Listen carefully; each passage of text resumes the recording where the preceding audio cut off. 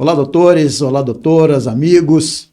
Mais um programa A Priori, comigo, professor Alexandre Torido, diretamente aqui do Estúdio Leste, aqui em Belo Horizonte, com mais um tema do direito, mais um tema polêmico, que eu tenho certeza absoluta que vai atrair a atenção de todos vocês. Ok? Vamos conosco, está no ar A Priori.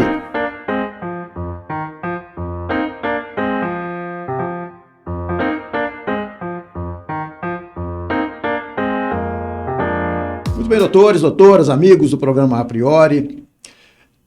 Agradecendo desde já a você que está nos assistindo, que tem acompanhado os nossos programas. Já temos 18 programas gravados, com muito sucesso, e você é um dos responsáveis por esse sucesso, né? E se gosta do nosso conteúdo, continue compartilhando, curtindo, divulgando esse canal que é feito para você. Sempre falo isso, ele é feito para você, estudante do direito, cidadão, sempre com temas atuais, sempre com temas às vezes até polêmicos, como o de hoje. Nós vamos tratar da pensão alimentícia e seus aspectos legais e práticos. Ou seja, claro, um tema extremamente polêmico e que gera muita curiosidade, né? Você que às vezes está nos assistindo tem essa situação na sua vida ou conhece alguém que tem algum problema relativo à pensão alimentícia, dúvidas que surgem com relação a quando pagar, até quando pagar, e para tanto eu trago dois especialistas da área do direito de família, que muito me honra a presença de cada um deles. O nosso primeiro convidado é um advogado especialista da área do direito de família, professor Renato Horta Rezende. Professor Renato, um prazer recebê-lo. Muito obrigado por ter atendido o convite do A Priori. O prazer é todo meu. Eu gostaria de agradecer a oportunidade, Alexandre, gostaria de agradecer a oportunidade também à Faculdade ASA, de estar aqui presente ao lado do professor Leonardo, para que a gente pudesse tratar de um tema que me agrada muito, que é o direito das famílias, dentro de uma especificação que é os alimentos.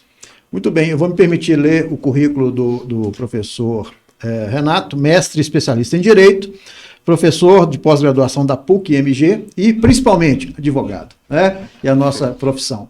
E professor, né? Acumulou as duas melhores profissões que nós temos. Professor Leonardo, nosso segundo convidado, mais uma vez um prazer recebê-lo. É uma honra sempre ter o senhor aqui. Muito obrigado por ter atendido mais esse convite. Eu quem agradeço pelo convite, a segunda oportunidade que eu tenho de estar presente. Sei que será uma grande honra participar aqui com o Dr. Renato Horta, com o professor Alexandre Torido, e o tema realmente ele é muito abrangente, traz muitas curiosidades, porque todos nós precisamos de alimentos no decorrer das nossas vidas. É importante a presença do professor Leonardo, que é professor de Direito de Família lá na nossa querida Faculdade ASA, meu companheiro de docência. Faculdade ASA que está fazendo esse ano, né, professor, 20 anos, né? E a gente tem o prazer de termos mais de 10, né, participando ali no corpo docente da faculdade. Muito obrigado aí pela presença, doutor Renato.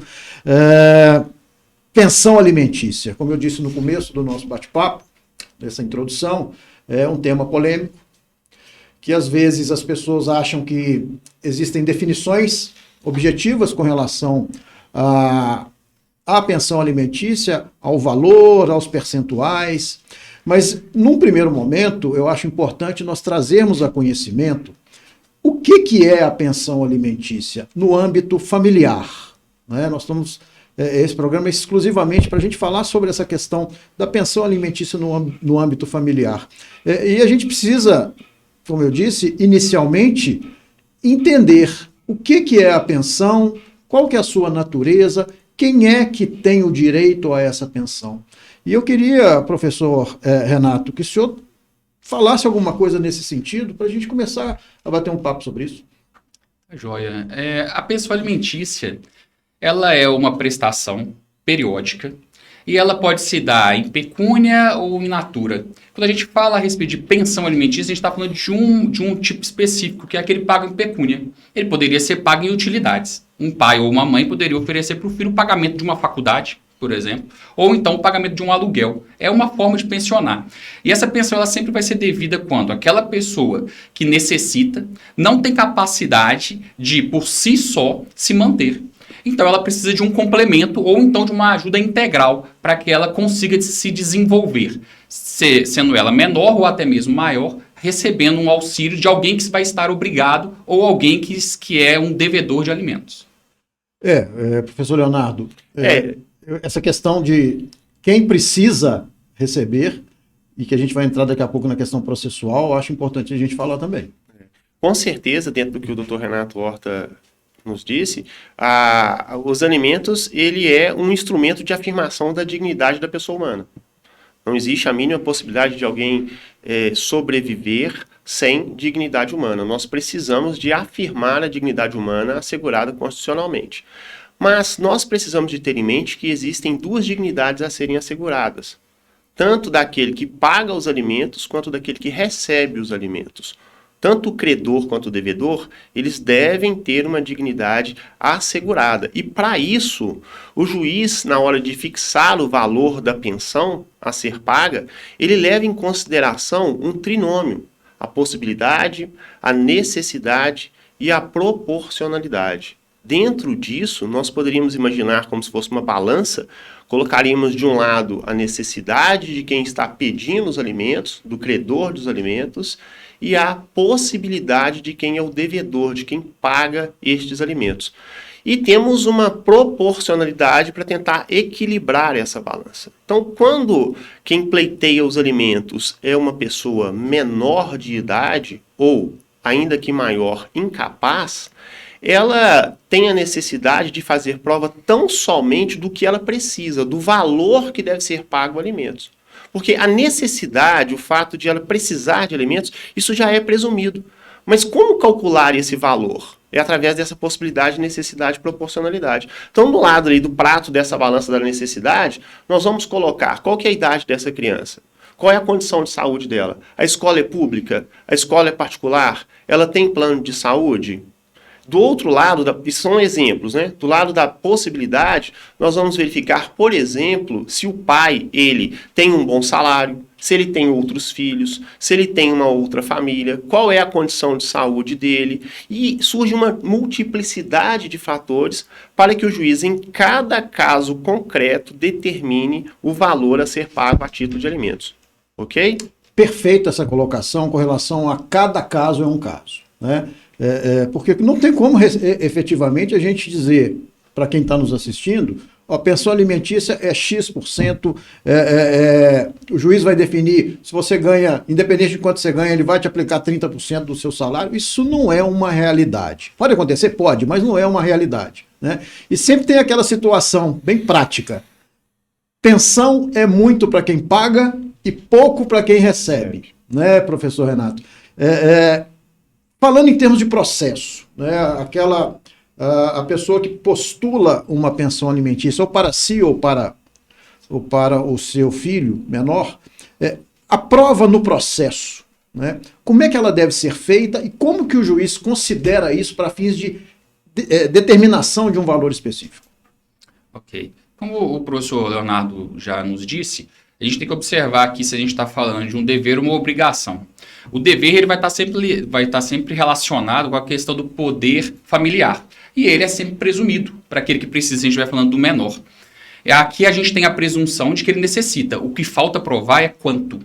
E esse quanto a gente precisa instruir o processo. Como se faz isso? Vai pegar lá o valor, como o professor já tinha dito antes, valores relacionados à escola, vai escola pública ou particular. Porque aí depende, aquele menor que está ali envolvido, ele tem que gozar do mesmo status social dos seus pais. Ele não pode ser nem mais rico nem mais pobre. Ele tem que gozar do mesmo status social. Se os pais ali viviam ou não viviam juntos, mas enfim, tem um status que ele gozava antes, com o fato de haver um rompimento conjugal, não deve, né, alterar esse status desse menor. É um caso. Então é assim que se prova a questão da necessidade. Se ele for maior, ainda assim ele pode necessitar. O fato, né, de você ter aí 19 anos, 20 anos, não quer dizer que da noite para o dia você se tornou uma pessoa capaz financeiramente. Você ainda pode necessitar de um auxílio aí, de um ascendente, de um parente. Deve ser provado. O que muda entre o maior e o menor? A questão da prova, a questão de existir uma presunção de um lado e não existir do outro. Ah, Renato, mas e agora vamos falar da prova, da capacidade, né, da possibilidade daquela pessoa que está obrigada a pagar a pensão alimentícia. Como? Existem várias maneiras de se fazer isso. Uma das mais simples, se for servidor, portal da transparência. Se for seletista, ofício ao empregador. Renato, mas não, a pessoa é autônomo, é um empresário, ou então a gente acredita que ele pode ter outras rendas. Isso é um problema sério, né? E que acontece demais. Mas a renda. gente, tem a quebra do sigilo bancário, a quebra do sigilo tributário, a gente tem a questão das redes sociais, que são utilizadas como forma de exteriorização de uma riqueza. A teoria da aparência, né, doutor? É a teoria da aparência. Nós temos aí uso de cartão de crédito, uso de Uber, de iFood, tudo isso hoje é utilizado para a gente até tentar... as roupas de grife que a pessoa usa, se ela tem um carro importado ou não, como que ela se apresenta à sociedade com sinais exteriores de riqueza, né, doutor? Isso que tu tá... Exatamente. E a gente percebe muito isso, né? Quer dizer, aqueles que têm a obrigação de prestar os alimentos com uma aparência de riqueza, na hora que você vai verificar a comprovação efetiva da sua renda, não tem. Não existe essa renda. É um problema sério. Né? O doutor Renato falou que ele tem que ter as mesmas condições dos pais. O que acontece? Muitas vezes, havendo um casamento, o filho tem uma excelente condição de vida. Ele viaja várias vezes, ele tem uma escola particular, ele tem aula de música, aula de inglês. Divorciou, o pai já não tem mais condição, a mãe já não tem mais condição de ofertar alimento suficiente para manter aquela condição social que tinha durante o casamento. Alguma coisa está errada, alguma coisa é estranho nisso. E tem uma situação bem interessante que também gera muita dúvida, porque muitos entendem que na separação de um casal, quando o pai ou a mãe saem de casa, né, a obrigação da prestação da pensão alimentícia é só de quem saiu. Né? Isso, para mim, é um equívoco, né? Porque, sim, existe a obrigação de quem saiu prestar os alimentos? Claro, mas e o outro que ficou, ou com a guarda compartilhada, o que seja? Né? Quer dizer, a obrigação é do casal, né? É do casal. E a gente vê muito aí na prática, né, determinadas pessoas pleiteando alimentos, né, esquecendo que ela também tem que contribuir com isso. Geralmente a genitora fica com o filho, né? A genitora fica com o filho e pensa, já estou cuidando, não tem que contribuir. É um ônus que ela cumpre que não tem preço, certamente. Cuidar do filho não tem como avaliar isso matematicamente, mas isso não a desobriga do pagamento. Né? Nós temos uma pergunta de uma aluna da Faculdade ASA, direcionada ao professor Leonardo, exatamente dentro disso que a gente está conversando, com relação à fixação, aos métodos de determinação pelo juízo da pensão alimentícia. Vamos ver qual é essa pergunta direcionada ao professor Leonardo. Olá, estou muito feliz em participar do programa A Priori. Eu cumprimento o professor Alexandre Torido e aos convidados, professor Leonardo Cordeiro e o doutor Renato Horta. O meu nome é Keren Apuc e atualmente eu estou no 9º período de Direito na Faculdade ASA de Brumadinho. A minha pergunta é, muitas pessoas especulam que há um percentual fixo a ser descontado dos proventos do alimentante para a pensão alimentícia. Isso é verdade? E quais são os critérios para que o juiz determine o valor da pensão? E no caso de mais de um filho, como que funciona? Muito obrigada. Keren, muito obrigado por sua pergunta. É um prazer tê-lo aqui participando do programa A Priori, com minha participação, com a do professor Renato, do professor Alexandre Torido. Bom, nós já conversamos um pouquinho sobre como fixar o valor dos alimentos. Já sabemos que para fixar esse valor, nós temos que considerar um trinômio, que é a proporcionalidade, possibilidade e necessidade. Aquele que pede os alimentos, ele deverá demonstrar qual é a necessidade, do que ele precisa para sobreviver. Muitas vezes, como o Dr. Renato nos adiantou, esse pai ele pode pagar os alimentos in natura, ou seja, ele paga o plano de saúde, ele paga a escola, ele paga uma conta de água, uma conta de luz, um aluguel, mas ele também deve pagar um valor em pecúnia, em espécie, em dinheiro. São prestações periódicas que ele se vê obrigado a pagar desde que esteja provado a necessidade daquela pessoa que está pedindo os alimentos, ok? Tem direito aos alimentos, Keren? Tanto aquela pessoa menor de idade quanto aquela maior de idade, desde que provada a necessidade. Do outro lado, daquele que está obrigado a pagar alimentos, nós vamos considerar se ele tem essa possibilidade, essa saúde financeira, qual é a capacidade econômica dele de pagar aqueles alimentos. Deve ser visto com muita cautela, Keren, porque alimentos não serve para enriquecer quem recebe e empobrecer quem os paga. Alimentos não é cabide de emprego. A pessoa ela não pode ser desidiosa a ponto de, podendo trabalhar, deixar de trabalhar e fazer dos alimentos a sua fonte de renda.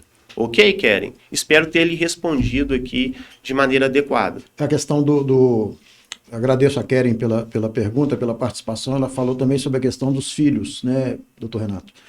Mais de um filho, como é que fica essa questão, sim. Inclusive com genitoras diferentes. Não existe uma vinculação aí entre o valor que se paga para um filho de um relacionamento e o valor que se paga para o filho de um outro relacionamento. Ou seja, podem haver filhos que recebam valores diferentes porque estão em realidades sociais diferentes. Não existe também um percentual pré-fixado tanto para um quanto para outro. Eles podem variar e vão variar conforme as necessidades de cada um e conforme o extrato social de cada um deles. Muito importante que o professor Leonardo colocou com relação a determinadas pessoas que utilizam a pensão alimentícia recebida como salário, né? Quer dizer, eu faço a minha parte aqui, mas eu recebo o meu salário como pensão alimentícia. Isso, na prática, determinados juízes até chamam a atenção de cônjuges nesse sentido. Principalmente né? Cônjuges, alimentos entre cônjuges. Exatamente. Companheiros, né? Companheiros, porque, mesmo até para o filho, né? A mãe fala assim, não, eu vivo da pensão que você paga para mim. O filho fica ocioso. Isso, a gente vê muito isso em sala de audiência. Não, eu vivo com o que ele paga. Tem juiz que até se irrita com isso. Mas a senhora tem capacidade de trabalho, né? Por que a senhora não trabalha também para colaborar? É tudo nas costas dele? Né? Não é nem questão de corporativismo aí de homem e mulher, não. Muito pelo contrário. Mas é questão do equilíbrio, da proporcionalidade. Decorre do poder familiar, inclusive, igual o doutor Renato bem disse no início. Uma situação que a gente conversava aqui nos bastidores com relação à reação da cônjuge ou do cônjuge que tem a guarda, né, e que às vezes tem uma limitação ou uma redução no valor da pensão e utiliza isso para restringir visitas. Sim. Né? Isso é um problema sério. Né? Isso é muito comum, né, doutor Renato? Na separação se pode se definir o valor dos alimentos e a regulamentação de visitas. Né? Existe aí, às vezes, uma inadimplência no pagamento da pensão ou uma redução na capacidade de quem paga e o outro cônjuge utiliza isso como... Se você não está pagando, você também não vai ver o menino. Né? Isso é um problema sério, doutor. É um problema sério, acontece todos os dias, e aí a gente tem uma questão que envolve separar situações. Uma questão se relaciona com a questão da pensão alimentícia, com o valor necessário que é a ser distribuído ou ofertado aí para o alimentado. Outra questão está relacionada com o convívio. Uma não deveria, apesar de interferir, não deveria se relacionar com a outra. Tanto que é possível fixar um convívio e depois ou antes fixar uma pensão alimentícia, eles não estão atrelados um ao outro. Os dois são direitos do menor de ter aí o acesso a alimentos e também de ter acesso ao convívio com o genitor ou genitora.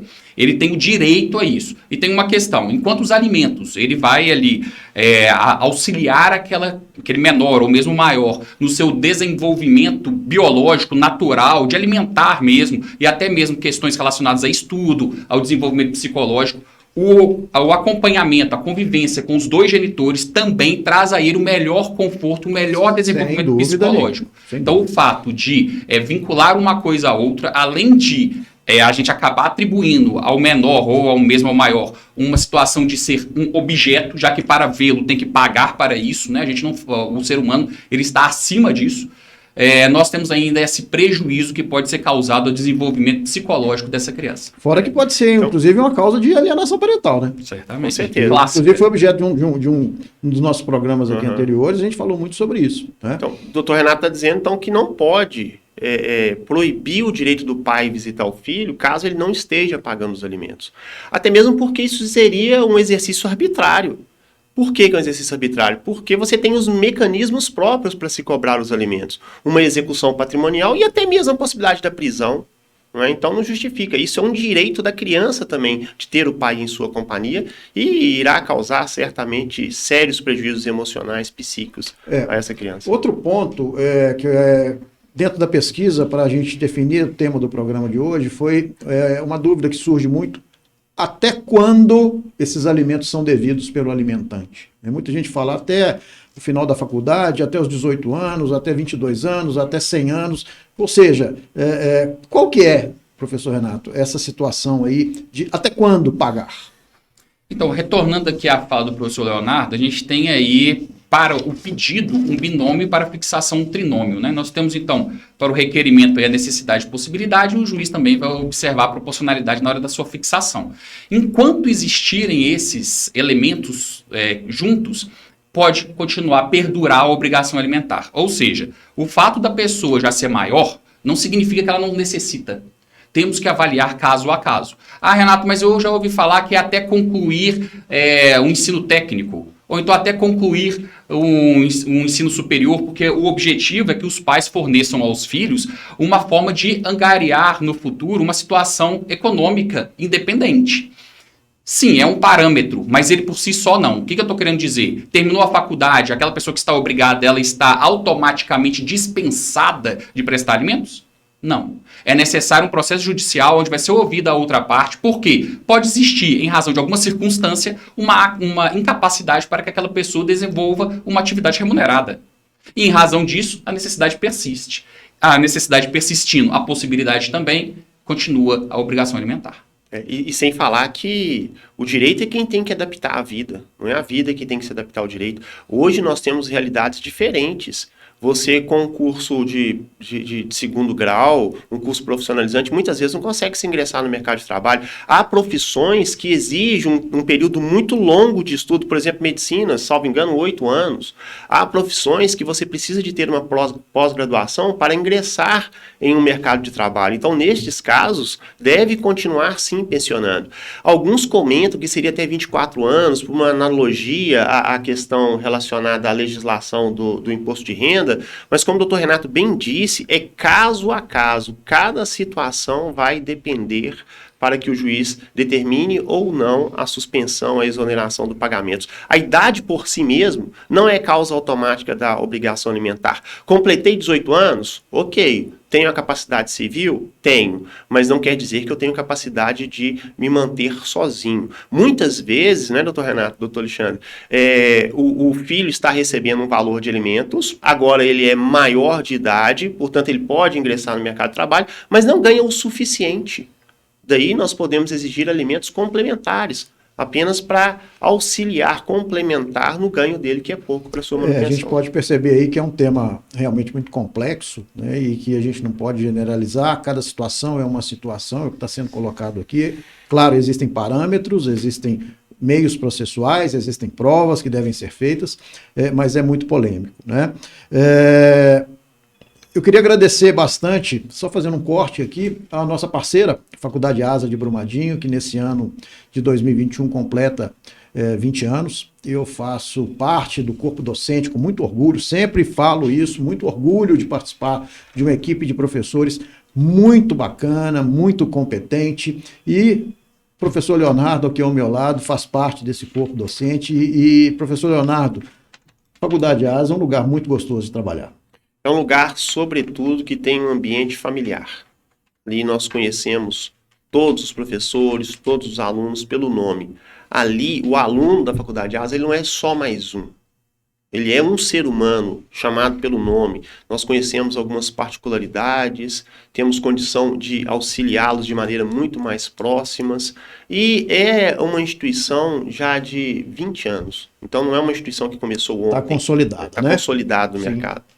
E eu sempre falo isso com quem participa aqui do A Priori, essa relação entre os professores e os alunos, ela é muito próxima efetivamente. Às vezes a gente recebe telefonemas finais de semana, professor, eu estou com a situação aqui, me ajuda, o que eu posso fazer? Apresentação de monografia, né? Antes. É uma coisa muito interessante, essa pessoalidade, né, nessa relação entre nós, professores, e os alunos. É muito diferente da nossa época, quando a gente tinha nossos professores como distantes, né? E eu acho muito, muito interessante e me orgulho muito de fazer parte dessa história, dessa relação professor e aluno, que é muito gostosa. É um ambiente, né? muito familiar. O senhor conhece a Faculdade ASA? Conheço, tive a oportunidade, inclusive, de estar lá, a convite do meu colega Gesmar, professor também da Faculdade ASA. Vi a estrutura, né? A gente também compartilhou, na época daquela tragédia em Brumadinho, quando a faculdade também sediou a imprensa, ali para que fizesse a cobertura sobre o que aconteceu naquele terrível ano. Ela foi utilizada para esse fim. Mas tem muita gente que não conhece a estrutura da Faculdade ASA, professor Leonardo, e vai conhecer agora. Sim, que nós vamos passar um vídeo institucional. Logo em seguida, nós temos uma pergunta de uma aluna direcionada ao professor Renato, no sentido de inverter um pouco a responsabilidade no pagamento da pensão, tá? Da pensão alimentícia. E a gente vai entender essa inversão que eu estou dizendo com a pergunta. Vamos ver o vídeo e logo em seguida a nossa pergunta. A Faculdade ASA em Brumadinho está entre as melhores instituições de ensino do país, pela sua qualidade de ensino, infraestrutura e projeto pedagógico. Aqui você encontra ensino com qualidade assegurada pelo MEC. Cerca de 90% dos professores são mestres e doutores com ampla experiência no mercado de trabalho. Oferecemos cursos de graduação, técnicos, extensão e pós-graduação. Temos diversos laboratórios para as aulas práticas, os quais foram projetados e construídos para o melhor aprendizado dos nossos alunos. Através da parceria com a FAPEMIG, oferecemos bolsas de iniciação científica aos alunos da graduação. A Faculdade ASA possui metodologia ativa e coloca os estudantes como principal agente de aprendizagem. Possuímos também transporte gratuito para os alunos da graduação. Diga sim para o seu futuro, venha para a Faculdade ASA.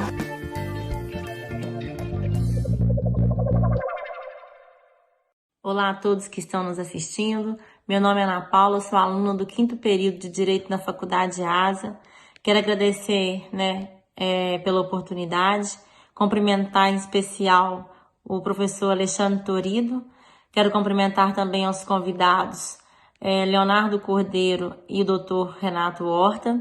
E a pergunta sobre o tema de hoje será: considerando a impossibilidade do alimentante em pagar a pensão, essa responsabilidade pode recair sobre os avós do alimentado? Pode ocorrer ao contrário, ou seja, que filhos e netos sejam obrigados a pagar pensão aos pais ou avós? Desde já agradeço imensamente pela oportunidade de participar do programa. Olá, Ana Paula. Primeiro, eu gostaria de demonstrar a minha satisfação pela sua pergunta e interesse sobre o direito das famílias, principalmente com relação ao tema alimentos. A sua pergunta, ela trata a respeito de pensão avoenga. Eu já te falo o seguinte, é um tema espinhoso. Isso por quê? Só para que vocês tenham uma ideia. No ano de 2017, no final do ano de 2017, o STJ, ele, inclusive, editou uma súmula, a súmula 596, que trata a respeito do tema. Essa súmula não trouxe grandes novidades em certa parte, frente àquilo que a doutrina já vem dizendo a respeito, né? Que a responsabilidade dos avós, ela é uma responsabilidade complementar, é uma responsabilidade sucessiva, é uma responsabilidade subsidiária. E o que quer dizer isso?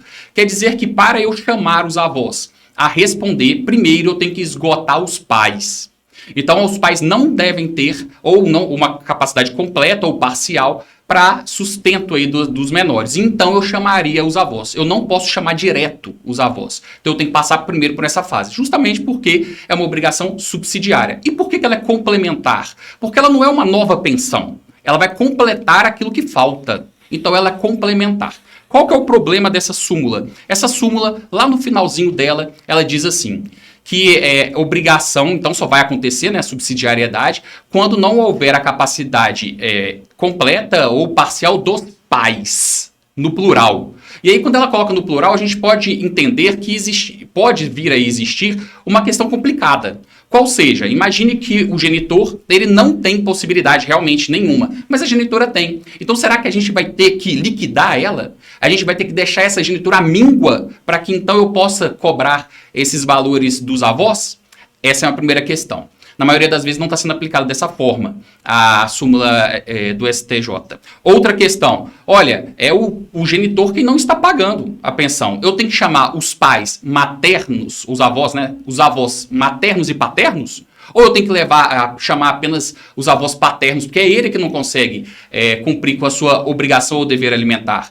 E a lei, ela diz que ali existe uma solidariedade entre eles. Então, chamar os avós, um avô, apenas o avô paterno, ele pode sim chamar ao processo os demais avós.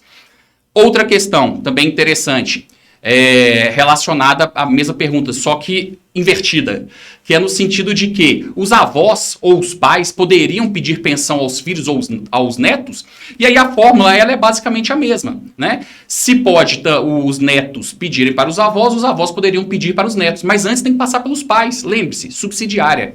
E a gente tem que tomar atenção só com uma questão, é o Estatuto do Idoso.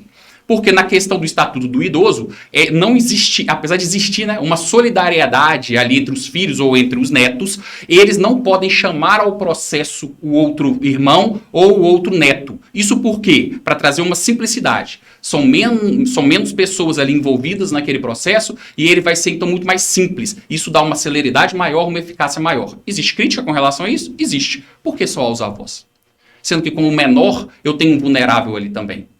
Essa eu acredito que dessa forma eu consegui responder, ainda que de forma geral, todo o questionamento. Então o que o doutor Renato, pelo que eu entendi, isso está dizendo o seguinte: se eu preciso de R$1.000 a título de alimentos, o meu pai só pode pagar 500. Eu posso cobrar os 500 que está faltando dos meus avós, é isso?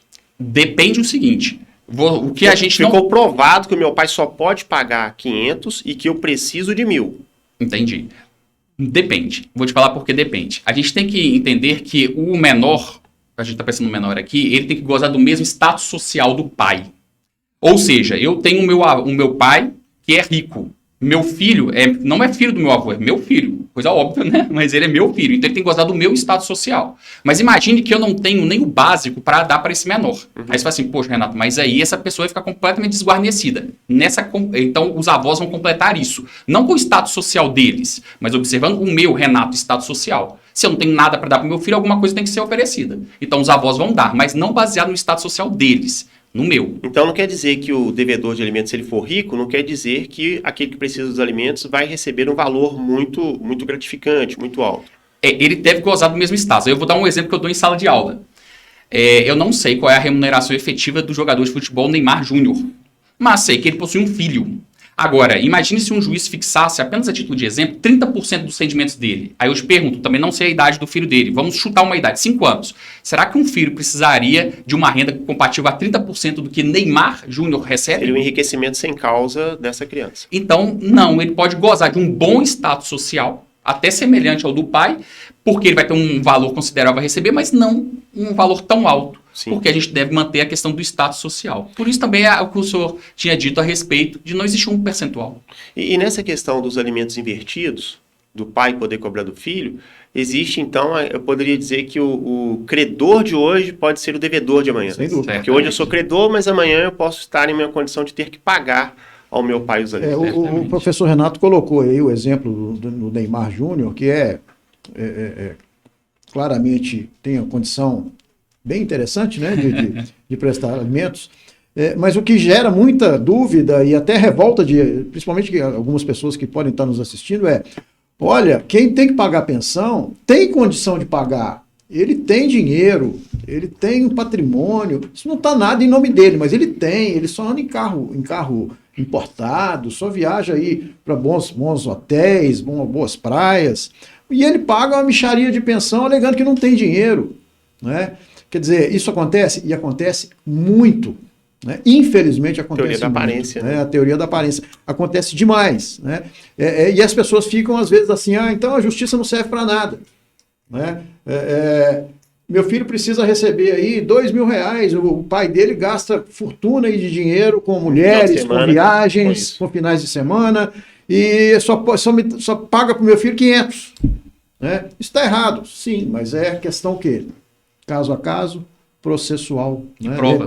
De repente, processualmente não se conseguiu chegar. Há vários casos interessantes, né, doutor? A gente poderia contar várias situações aqui. Tem uma situação que eu pesquisei há pouco tempo, que é o inverso do que a gente está dizendo aqui. Que a gente muitas vezes fala assim, é muito comum hoje dentro do fórum nas familiaristas, né? Você vê dentro do processo que antigamente a gente abriu um processo de divórcio, tinha fotos. Hoje nós temos prints de redes sociais. Uhum. Só que existe um detalhe. Ali é uma grande possibilidade de você demonstrar uma riqueza, né? Uma riqueza que é apresentada para a sociedade de forma geral. Só que, mesmo aquelas imagens que estão ali, elas devem ser observadas com ponderação. Vou falar por quê. Nós vivemos uma situação em de uma realidade social, né, uma realidade virtual social inventada. Criado. Muitas vezes a pessoa É uma inventa fantasia. que ela está vivendo. Uhum. Você nunca, ou dificilmente você vê lá no Instagram ou Facebook, qualquer um Alguém desses, chorando, alguém passando chorando, alguém mal. falando, ó, que vida ruim. Quando ele faz isso, ele já faz com um propósito.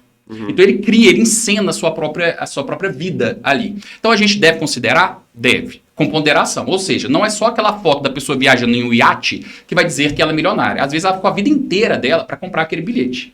Para ela poder fazer um cruzeiro. Além Nunca mais disso, na vida ela vai fazer. Toda vez que você servir desses documentos virtuais, é interessante a ata notarial, né? Sim. Ir até um cartório de notas, verificar que aquilo realmente estava veiculado naquele determinado canal para você provar, porque pode simplesmente desaparecer aquela foto no dia seguinte.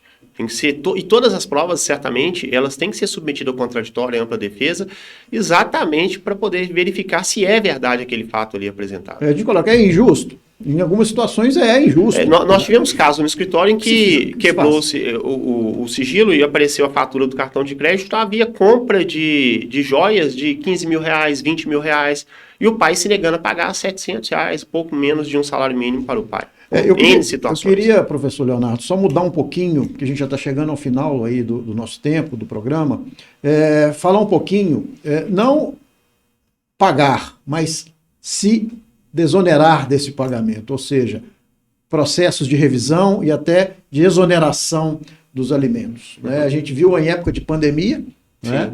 A gente está vivendo essa época de pandemia, várias demandas postulando exatamente a redução ou até a extinção do dever de pagar os alimentos, né? Ou seja, tudo processual, né, doutor? Sim, é uma questão interessante porque, como o senhor já disse aqui para nós, principalmente no início da pandemia, foram enxurradas de ações judiciais em que o alimentante, aquele que está obrigado ali a pagar os alimentos, ingressava com a ação, argumentando que teve perdas em razão da pandemia, em razão da restrição aí de comércio que a gente teve aqui na capital mineira, por exemplo, e que isso afetou os seus rendimentos, alegando apenas isso.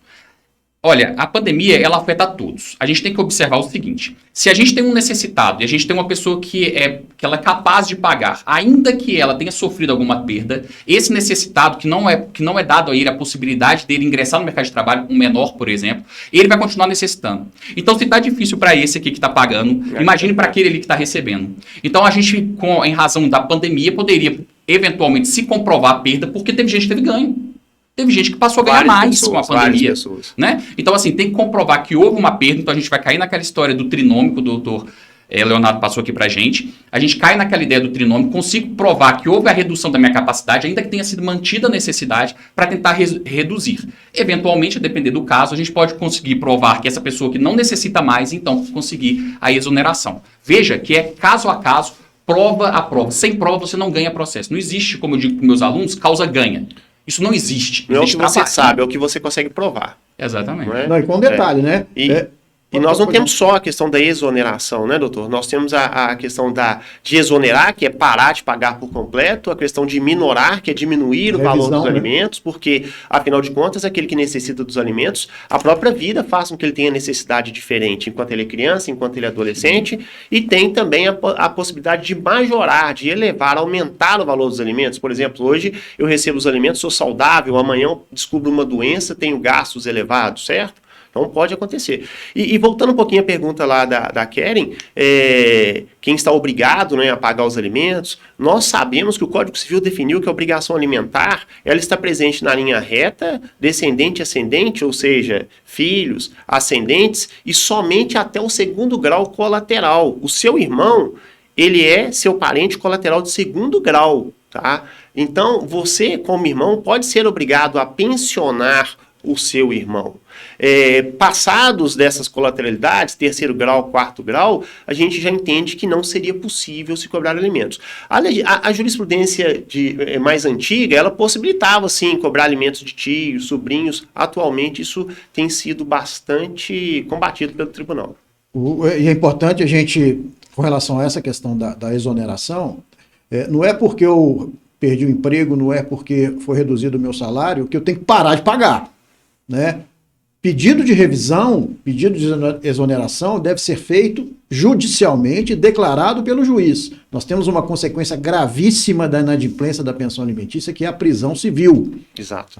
E a gente tem visto muita reportagem aí de alimentantes presos em decorrência de inadimplências, às vezes injustificadas, às vezes justificadas, sim, né? Mas injustificadas a maioria das vezes. Existe um mito de que se você foi preso, aquela dívida ela deixa de existir, de forma alguma. Claro que não. Não deixa de existir. E a prisão, ela acontece sim, tá? Os alimentos, ele tem um regramento muito próprio, né? Tanto é que é a única possibilidade de prisão civil. Depois do Pacto São José de Costa Rica, não se prende por outro motivo, por dívida. Pois é, meus amigos. Só queria chamar a atenção por um detalhe, Sim. que nesse momento de pandemia, com relação à prisão civil. Nós tivemos, no ano passado, uma legislação que tratava a respeito, impossibilitando a prisão levada a cárcere o devedor. Ele poderia ser aplicado a ele uma prisão domiciliar, o que perde todo o caráter, porque todos nós estávamos presos, estamos ainda presos em casa, né, em razão da pandemia. Alguns juízes suspenderam os processos. Então, não falaram nem que prende, nem que não prende, suspenderam os processos. Atualmente, essa era uma legislação com prazo pré-determinado, ela já não vigora mais, mas o CNJ ele editou recomendação de não levar a cárcere em razão da pandemia. Isso dá outras opções para o credor. Ele pode converter de um rito de prisão para um de expropriação, ou então o juiz pode preferir suspender o processo. Espera passar isso, quando voltar, prende. É um tema realmente que a gente podia ficar aqui... A cada momento fica pipocando aqui as ideias, né? Muitas vezes a gente vê no escritório a mãe, na maioria das vezes, é que detém a guarda, o pai, na maioria das vezes, é que paga os alimentos, porque infelizmente essas mulheres ainda são discriminadas, né? Com relação à renda, essas coisas. Muitas vezes elas chegam dizendo que o pai diz assim, ó, se cobrar os alimentos, você vai perder a guarda. Isso não tem nada a ver. Guarda é uma situação, a obrigação alimentar é outra. O fato de você cobrar os alimentos não interfere na guarda. Para interferir na guarda são situações muito mais sérias, muito mais gravosas. Pois é, pessoal, meus amigos. A gente podia ficar aqui mais umas 2 horas conversando sobre Ainda mais com o doutor Renato, né? Conhecedor profundo do tema. E a gente só aprende, né, professor Leonardo? Com certeza. E com pessoas desse nível a gente só aprende. Só que a gente chegou ao final do nosso programa, o tempo acabou. Nós temos esse perfil mais compacto mesmo do programa, exatamente para tratar de questões bem pontuais, dúvidas que surgem. E professor doutor Renato, muito obrigado pela presença, foi muito esclarecedor. O senhor está convidado a retornar, vamos fazer mais programas para falar sobre outros temas ligados à pensão e outras formas de pensionamento também, que são importantes. Muito obrigado pela presença.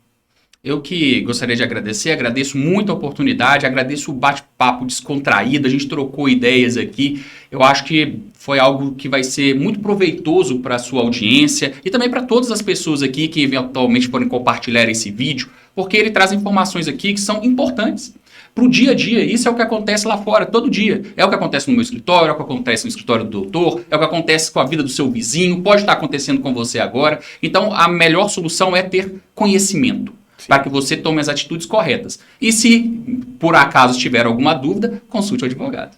O senhor tem um canal no Instagram, não é isso? Tenho, @prof.renatohorta.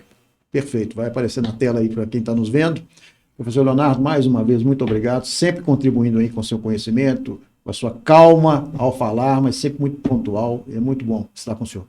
Obrigado. Eu quem agradeço mais uma vez pelo convite, foi um grande aprendizado esse bate-papo nosso aqui, fixou ainda mais os conhecimentos que temos em relação à matéria, e como o doutor Renato disse, alimentos, guarda, visita, pensão, exoneração, divórcio, casamento, são temas que afetam toda a sociedade, então esse vídeo certamente será útil a você, e como dizem os antigos, né, conhecimento não ocupa lugar. Espero que realmente possa ter contribuído e possa lhe ajudar de alguma forma este vídeo. Eu não tenho dúvida que isso aconteceu e eu sempre repito, o professor Renato falou e o professor Leonardo falou, a gente, para ter opinião, a gente tem que ter conhecimento. E nós, operadores do direito, para podermos agir, precisamos ter conhecimento técnico. E esse programa é feito exatamente para ajudá-los nesse sentido. Agradeço mais uma vez a presença. E, pessoal, chegamos ao final de mais um programa A Priori, mais um tema muito interessante, com 2 convidados muito especiais. Gostou? Compartilhe, divulgue, dê o seu joinha. A responsabilidade de divulgação também é sua, tá? Um grande abraço, até a próxima. ASA, invista no seu futuro. Um abraço.